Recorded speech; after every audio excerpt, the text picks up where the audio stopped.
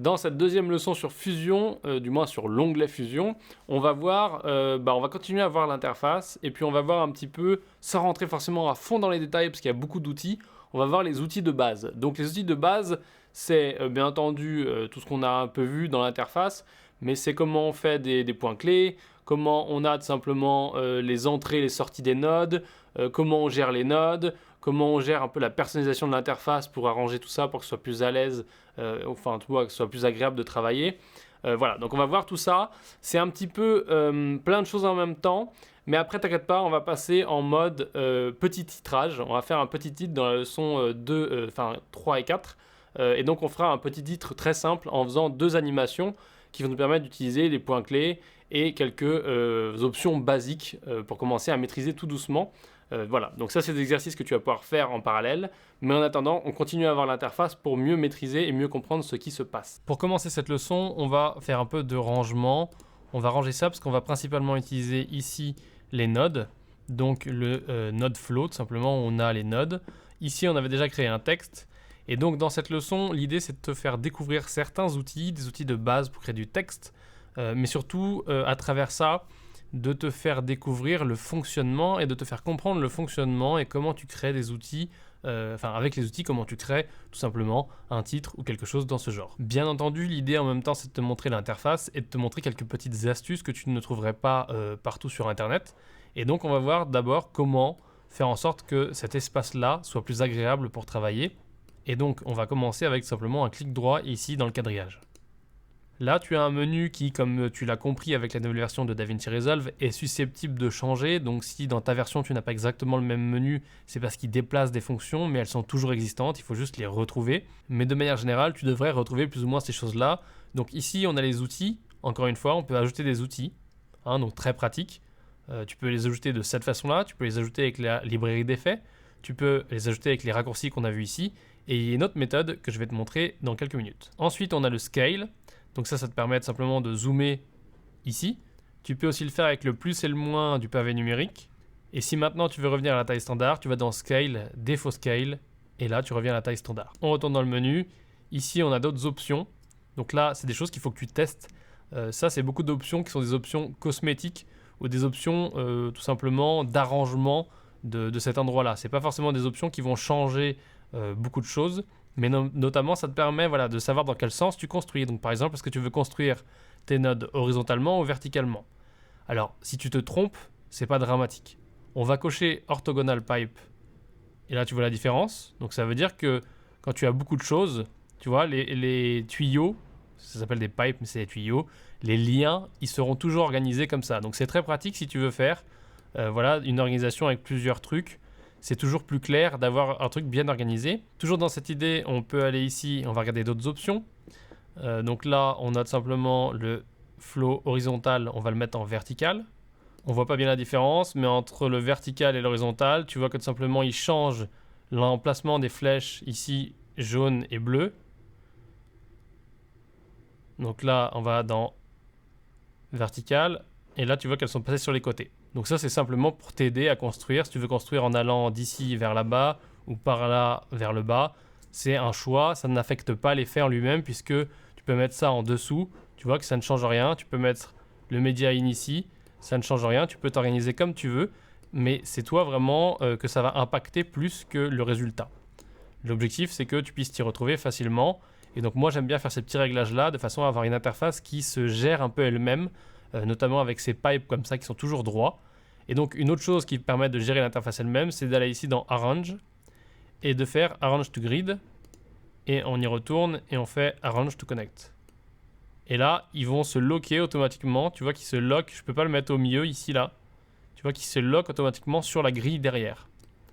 Donc ça, c'est assez pratique parce que du coup, ça te permet, quand tu crées quelque chose, d'être directement, tac, tac, voilà, propre. Tu vois, vachement plus propre comme ça, et il se lock automatiquement.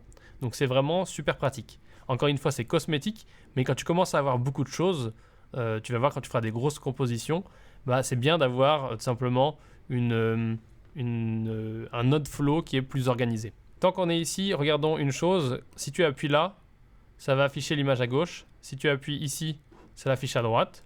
Donc ça, tu as ça sur chaque node. Ça veut dire que par exemple ici, on peut avoir l'affichage du texte uniquement. Et dans Media Out, si j'y arrive et que je fais pas n'importe quoi, voilà, on a tout, on a le résultat. Donc tu peux aussi faire comme ça un drag and drop et lâcher dedans. Tu vois que là on est passé sur le merge. Ici on est sur le texte. Si on veut que le media in, on fait ça. Et ça c'est très pratique quand tu fais du positionnement très précis et que par exemple tu es dérangé par les petits trucs comme ça, ou alors que tu as plusieurs layers et que c'est compliqué. Et bien simplement tu peux faire ça et par exemple avoir une caméra 3D d'un côté et avoir ta vue orthogonale ou ta vue un peu plus standard de l'autre côté. C'est vachement pratique. Bien sûr tu peux aussi choisir de bosser avec un seul visualiseur, de prendre ton résultat, de le mettre là et de faire toute ta composition et tu vois le résultat en temps réel. Ici, tu as la possibilité, si tu veux aligner sur la grille et que tu n'as pas activé les choses qu'on a activées ici, de faire tout simplement, tu cliques ça et ça va tout aligner automatiquement. Ensuite, ici, tu as des options cosmétiques. Donc, tu peux faire en sorte de forcer que chaque chose que tu as sélectionnée soit en tile, comme ça, donc soit en gros, avec un aperçu. Que sur ce que tu as sélectionné. Pratique, ça te permet de voir de façon très évidente ce que tu sélectionnes. Tu peux faire ça sur tout aussi, donc, ou que sur les sources. Donc tout ce qui est source, tout ce qui est une création de médias, ça va avoir un gros tile comme ça. Tu peux aussi bien sûr le faire sur tous les masques ou le faire sur toutes les images, etc., etc. Et pour finir avec ce menu, tu as la possibilité de faire copier-coller et de copier-coller des instances, mais ça on le verra plus tard. Donc là, tu as compris l'idée générale, tu as compris à quoi servait cet endroit-là. Et maintenant, on va juste ajouter un autre outil qui va nous permettre simplement de créer un fond à ce texte. Voilà, juste pour faire un exemple, d'ajouter un outil. Donc on va décaler un petit peu ça, le media in on s'en fout, on va le mettre là. Ici, je travaille sur mon texte. Ce que je veux faire, moi, c'est rajouter un background. Donc pour rajouter un background, je vais avoir besoin de simplement sélectionner ça, aller cliquer sur background. Tu vois que là ça me fout un peu le bazar, mais globalement qu'est-ce qui s'est passé? Il m'a rajouté un merge et il m'a rajouté un background. Et tu vas voir qu'on va vite avoir une problématique, c'est que ces trucs là ça nous fait un peu nous perdre. Donc on va désactiver le active tile. Ça ils sont à côté, très bien. Donc maintenant on a notre texte et notre background. On va sélectionner ici le background et là on va vouloir changer la couleur. Donc pour changer la couleur on va aller dans l'inspecteur. On va prendre une couleur, voilà, vraiment pas d'importance. Très très simple, tu sélectionnes la couleur. Tu peux aussi rentrer des valeurs. Tu peux aussi tout simplement gérer l'opacité ici de ta couleur. Tiens d'ailleurs on va faire ça. C'est moche mais on va faire ça quand même. Fait une bonne démonstration. Et donc ici tu peux tout simplement maintenant le prévisualiser là, par exemple. Et quoi que tu choisisses, tu vois qu'on a un problème. Tout simplement parce qu'on a le texte qui arrive avant et du coup par-dessus on a mis le background. Donc si on met le background par-dessus, si tu veux, si on reprend un exemple par exemple comme sur After Effects ou Photoshop ou un logiciel qui fonctionne en layer, ils sont comme ça. Donc ton background il est au-dessus parce que dans la suite logique, eh ben, il est avant. Donc qu'est-ce qu'on va faire? On va tout simplement faire un truc très très simple, on va les déconnecter comme ça et on va les switcher. Donc on va juste les inverser, on prend la sortie ici du node et on la met là et ça on le met là. Et maintenant, on a un texte qui est par-dessus. C'est une super occasion pour te montrer justement comment fonctionnent les nodes. Donc tu as compris que l'objectif était de créer un chemin et de les relier entre eux pour pouvoir créer quelque chose à la fin. Maintenant, je vais te montrer la technique ultime pour ajouter des nodes sans, ou du moins pour ajouter des outils sans aller ici ou sans faire clic droit. Tu vas faire Shift espace et là, ça te met tous les outils. Idéalement, il faut chercher. Donc du coup, tu peux soit prendre le nom de l'outil, soit prendre le raccourci de l'outil. Donc nous, ce qu'on va vouloir, c'est un merge. Donc je vais mettre merge. Si je sais l'écrire, voilà, merge. Ici, j'ai plusieurs merges. Moi, je vais prendre celui-ci, c'est le merge classique, MRG. Je fais add. Et là, il est ajouté ici automatiquement. Donc, tu sais comment ajouter avec le clavier, très très rapide, très facile, parce que tu vas ajouter beaucoup de choses. Et c'est mieux de pouvoir faire ça parce que tu as accès à toute la liste et pas juste aller au raccourci ici. Maintenant, on va voir vraiment les nodes en détail pour que tu comprennes comment fonctionne un node. Donc ce node là c'est un node merge, il est un peu particulier, tu verras que tous les nodes sont un peu particuliers. Tu vois que typiquement le node texte il n'a pas le même nombre de petits triangles, donc les triangles ça représente les entrées alors que le carré représente une sortie, et tu vois que le texte lui il a un carré et un seul triangle. Maintenant que veut dire chaque triangle, à quoi il sert et comment il marche? Donc le triangle vert quand on reste dessus c'est le foreground, donc c'est pas le background mais le foreground, donc c'est à l'avant et non pas à l'arrière. Si on va ici, on reste un peu dessus, on va voir que c'est le background. Et ici, qu'est-ce qu'on voit? C'est les masques. Donc si on veut mettre un masque sur ce merge, on va tout simplement le connecter ici. Si on veut mettre quelque chose sur le devant, on va le mettre ici. Si on veut mettre quelque chose à l'arrière, on va le mettre ici. Donc on va dégager ça pour l'instant et on va faire un petit exemple. On va se rajouter un background et on va se rajouter un texte. Donc ici on a notre texte, on a notre background. Tu vois que ces deux instances qui nous permettent de créer du média puisqu'ils sont en full size comme ça sur la petite tile. Et donc maintenant ce qu'on va faire c'est qu'on va les piper. Donc on va les connecter. On va prendre ça et donc ça c'est le texte. Donc on va vouloir qu'il soit à l'avant. Donc on va venir ici, on va se mettre sur le vert et on connecte à l'avant. Donc en avant-plan, on prend le background et on le met à l'arrière ici, donc sur le jaune. Maintenant, on ne voit pas du tout le résultat puisque déjà on n'a pas entré de texte, on n'a pas changé la couleur du background et on affiche ça nulle part puisque tu vois qu'il n'est pas relié ici dans notre composition de base. On est en train de faire quelque chose qui est totalement à part. Donc on va le personnaliser. Max, voilà, tac. On va changer la couleur du background. On va faire bleu, violet. On va le laisser solide. Et là, maintenant, on veut prévisualiser ça. Donc, on peut le mettre ici en faisant un glisser-déposer. On peut le mettre ici. On peut faire comme on veut. Nous, on va garder Media Out de ce côté-là. Et donc là, on peut composer deux choses qui vont aller ensemble, mais qui, pour l'instant, ne sont pas ensemble. C'est vraiment ça l'avantage, c'est que, si tu veux, si on reprend encore le parallèle avec After Effects, tu n'es pas dans une situation où tu as, tu dois créer plusieurs séquences, plusieurs sous-compositions, plusieurs compositions de composition, des compositions imbriquées, toutes ces choses-là, dont je ne suis pas spécialiste. Là, tu peux tout faire ici, et après, tu vas juste organiser ton node flow et connecter les choses entre elles. Donc, c'est une nouvelle gymnastique mentale à faire, mais tu vas voir que tu vas t'habituer, et pour certains d'entre vous qui n'ont pas encore assez l'habitude de travailler en layer ou qui n'aiment pas forcément travailler en layer, c'est quand même très pratique. Pour finir avec les nodes, on va voir la dernière chose importante, c'est tout simplement la petite entrée bleue qui existe sur tous les nodes et qui va être très souvent utilisée sur certains nodes mais pas forcément sur d'autres. Et donc typiquement, on va aller voir ce que ça donne ici sur le background. On sélectionne le node et on va aller ici, cliquer sur rectangle. Et là, tu vois qu'automatiquement, il a créé un masque, donc un masque rectangle de base que tu peux modifier comme ça en bougeant les bords. Donc là, tu bouges tout simplement et là aussi.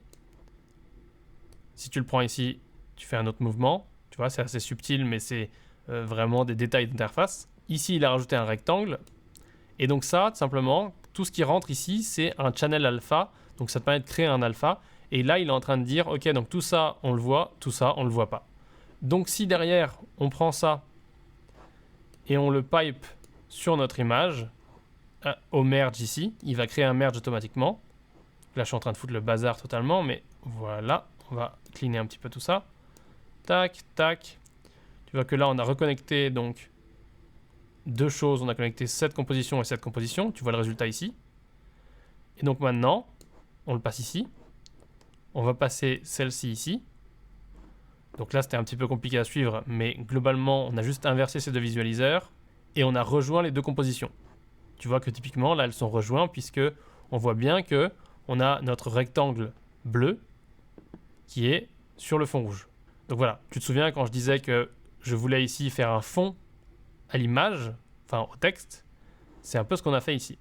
Maintenant, si on veut modifier, on peut cliquer sur le rectangle ici, on peut modifier là, ou alors on peut modifier ici pour le remettre à la bonne taille, par exemple, comme ça, si c'est comme ça qu'on le veut.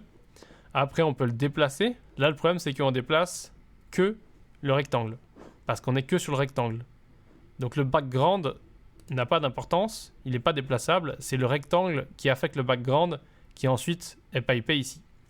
Donc tu vois qu'il y a des trucs qui sont un petit peu compliqués et je ne vais pas trop compliquer ça, mais c'est juste je te montre les choses qui peuvent te paraître anormales. Elles sont totalement normales, c'est juste une nouvelle gymnastique. Dans cette leçon, on est allé un petit peu vite, on a vu pas mal de choses. L'idée c'est de dégrossir un maximum, donc n'hésite pas à regarder les leçons plusieurs fois parce qu'il y a plein de petites choses que tu vas choper au fur et à mesure. Maintenant, c'est pour ceux qui n'ont jamais travaillé en nodal, donc le nodal inversement au layer où c'est des trucs au-dessus des autres, voilà, comme Photoshop, comme After Effects ou même comme la vidéo de manière générale dans un logiciel de montage. Le nodal c'est un peu particulier, mais moi je trouve ça très pratique dans Fusion parce que en plus d'avoir donc ta construction nodale, où tu peux, comme je t'ai montré, faire des compositions ensemble au même endroit dans le node flow, puis après les rejoindre, etc. Donc tu peux faire, c'est illimité, tu peux faire ce que tu veux, c'est pour ça qu'il faut être très organisé et que je t'ai montré au début comment t'organiser. Faut aussi que toi tu te trouves une logique de travail et que tu utilises toujours la même pour jamais te perdre, parce que quand tu reviendras dans un an dans certaines compositions, tu auras besoin de savoir où tu te trouves et ce que tu as fait. Donc du coup c'est très important d'avoir une rigueur de travail, et surtout c'est très important de comprendre comment les outils fonctionnent et de pas trop se fier à ce qu'on sait déjà. C'est-à-dire que si tu as l'habitude de fonctionner avec des layers, il y a plein de choses qui vont être différentes, il y a plein de choses qui vont changer. Notamment, voilà, chaque node peut avoir sa taille de composition. Donc tu peux avoir un node en 1920 par 1080 dans une composition en 4K. Voilà, il y a plein de trucs assez chelous.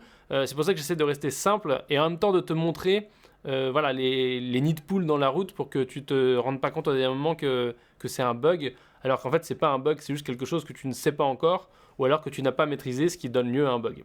Voilà, donc maintenant c'est un peu complexe d'aller plus loin en si peu de temps. C'est pour ça que j'ai fait les modules additionnels, où le module additionnel on va aller vraiment comme la formation de manière générale, on va aller step by step, plus doucement, on va faire leçon par leçon, on va voir les nodes par node. Voilà, on prendra plus de temps, mais là l'idée c'est de te lancer le plus vite possible pour que tu puisses tout simplement commencer à créer sur Fusion. Voilà, donc dans les leçons suivantes, on va vraiment passer à l'action, tu vas pouvoir suivre en même temps que moi, en même temps que je le fais en tout cas, et tu vas pouvoir donc créer un petit titre animé, et après voilà, il restera plus qu'à toi d'être l'artiste.